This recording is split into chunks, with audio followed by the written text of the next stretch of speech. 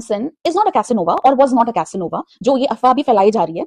और नहीं, मैं उसकी कोई बेस्ट फ्रेंड नहीं हूँ ग्लोकी की मैं उसकी तरफदारी करूं। अगेन मैं वही बोल रही हूँ जो उस वक्त सच्चाई थी और अभी भी है, because he still happily married. एक तो उसके डिवोर्स का भी जो रूमर चल रहा है, I don't know why, it is not true. He's still happily married and they are all together and thriving and surviving and peacefully, which is good because अभी भी मेरे जो friends हैं जो मेरे संग कथा एयरवेज में fly करते हैं, they are all friends with the Glow and that's how we know, right? So hey everyone, welcome back to my channel. बात करते हैं ग्लो सैमसन के बारे में।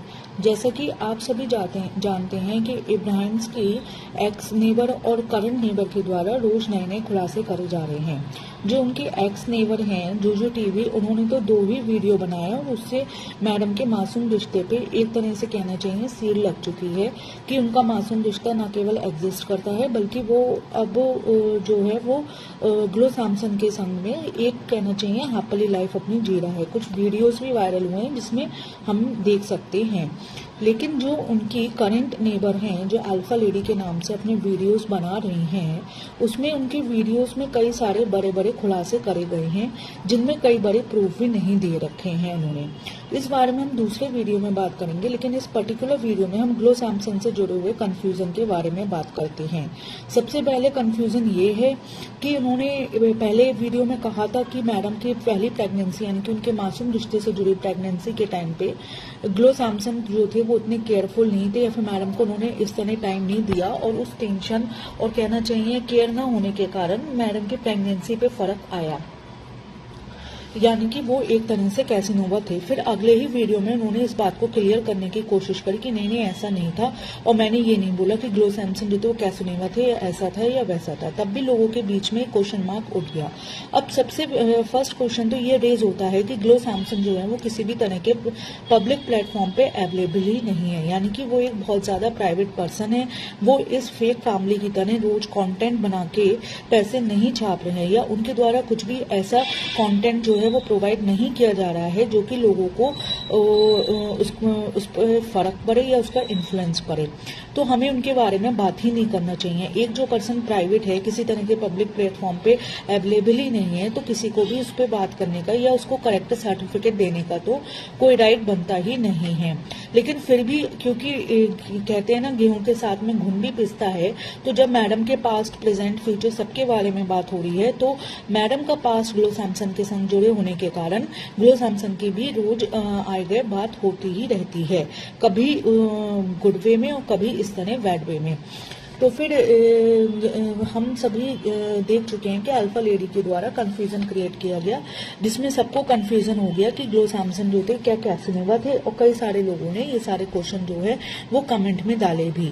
तो उनके एक कलीग या कहे मैडम और ग्लो सैमसन दोनों के कलीग के द्वारा जिन्होंने लास्ट ईयर मासूम रिश्ते के बारे में एक तहलका मचाया था खुलासा करके, यहाँ हाँ जी मैं बात कर रही हूँ लिव लाइव विद प्राची, उनके द्वारा वीडियो बना के इस बात को डिस्क्लोज किया गया है कि नहीं ग्लो सैमसन एक कैसिनोवा बिल्कुल भी नहीं है, क्योंकि उन लोगों की जो जॉब है यानी कि फ्लाइट अटेंडेंट की जॉब वो इस तरह की जॉब है कि उन्हें एक्सट्रोवर्ट बनना होता है, यानी कि उन्हें अपने फैशन सेंस का पूरी तरह से ध्यान रखना होता है, रेडी टू टॉक होना होता है, एक्सट्रोवर्ट होना पड़ता है, यानी कि ये उनकी प्रोफेशनल डिमांड है।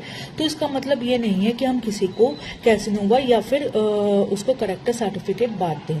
ये बात उनका कहना बिल्कुल ठीक है। हम सभी जानते हैं कि फ्लाइट अटेंडेंट के जो फर्स्ट ड्यूटी होती है वो होती है अपने पैसेंजर यानी कि अपने कस्टमर को एंटरटेन करना और या फिर कहना चाहिए उनकी अच्छी तरह से होस्टिंग करना। तो होस्टिंग के प्रोफेशन में आपको हर तरह की जो है और खासतौर से इस तरह के फर्स्ट स्टैंडर्ड जॉब में आपको प्रोफेशनली हर तरीके से अपने आप को अवेलेबल बनाने की बहुत ज्यादा जरूरत होती है।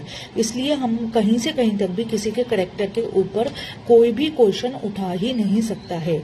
इसके अलावा ग्लो सैमसन के बारे में एक और र्यूमर काफी फैल रहा है कि उनकी जो सेकंड मैरिज है वो खत्म होने वाली है या फिर वह मुश्किल में है। इसके ये र्यूमर को क्लियर करते हुए भी उनके कोलीग ने साफ कर दिया कि उनकी मैरिज में कोई प्रॉब्लम नहीं है, वो हैप्पीली मैरिड है। तो ये दोनों बातें जो हैं वो ग्लो सैमसन के बारे में उनकी कोलीग के द्वारा क्लियर कर दी गई हैं और अब हमें लगता है कि हमें किसी के भी करेक्टर के ऊपर ऊपर इस तरह के क्वेश्चन बेस नहीं करने चाहिए, क्योंकि वह एक फैमिली मैन है और सबसे बड़ी बात वो एक प्राइवेट मैन है। वो किसी भी तरह के सोशल प्लेटफॉर्म पे अवेलेबल ही नहीं है, जिससे कि हम जो इब्राहिम फैमिली है उस पर भी हम जो कोई भी क्वेश्चन उठाता है वो उनके सोशल प्लेटफॉर्म पे जो कंटेंट अवेलेबल है उस पर उठाता है। किसी ने भी उनके घर पे जाके सीसीटीवी नहीं लगा दिए हैं, वो एक्सपोज होते हैं तो सबसे ज्यादा खुद के ही बनाए गए ब्लॉग्स के द्वारा ही एक्सपोज होते हैं, जिसमें उनकी हिपोक्रेसी और उनका अनहाइजीनिक या फिर कहना चाहिए नॉन रिस्पॉन्सिबल बिहेवियर गाहे बगाए नजर आ जाता है। तो फिर पब्लिक प्लेटफॉर्म पे जो भी कंटेंट अवेलेबल है, हम एज अ व्यूअर हमें उस पर उंगली उठाने का या उस पर क्वेश्चन करने का पूरा राइट है, क्योंकि वह जब पब्लिक प्लेटफॉर्म पे आ गया तो वह एक पब्लिक कहना चाहिए प्रॉपर्टी बन जाता है। जैसे कि कोई मूवी होती है या कोई वेब सीरीज होती है, उसका रिव्यू किया जाता है, इसी तरह से इन लोग के ब्लॉग्स भी जो है वो एज अ एंटरटेनमेंट देखे जाते हैं। कम से कम एक नॉर्मल पब्लिक के द्वारा इनके ब्लाइंड फॉलोअर्स तो एज अ इंस्पिरेशन या वॉट एवर जो भी इससे देखते हो, but as a normal consumer जो लोग को देखते थे, बाकी तो सबने देखना छोड़ दिया, वो एज अ एंटरटेनमेंट देखते थे। तो उसको रिव्यू करने का या उस पर बोलने का, उस पर क्वेश्चन उठाने का एज अ ऑडियंस पूरा राइट है। लेकिन जो पब्लिक प्लेटफॉर्म पे अवेलेबल ही नहीं है, उस पे उसके करेक्टर पे उंगली उठाना कहीं से कहीं तक भी मॉरली करेक्ट नहीं है। ओके फ्रेंड्स, अगर आपको ये पसंद आया हो तो please like, subscribe and share करिएगा, and do take care of your alls. Thank you so much.